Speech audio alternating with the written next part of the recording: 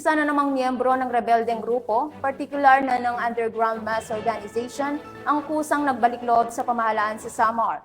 Ang report mula kay Patrolwoman Crystal Palafox.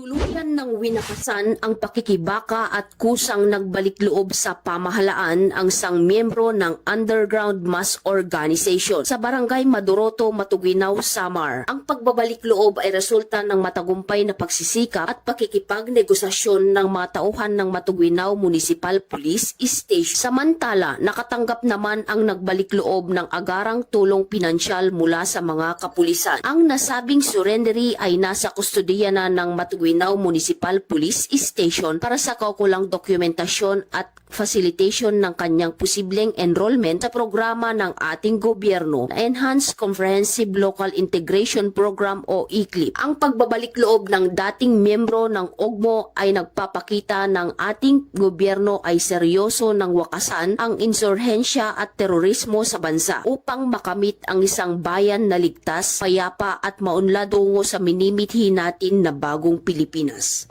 Mula dito sa Eastern Visayas, ako ang inyong PNN correspondent, Patrolwoman Palafox, alagad ng batas, tagataguyod ng Balitang Pulis.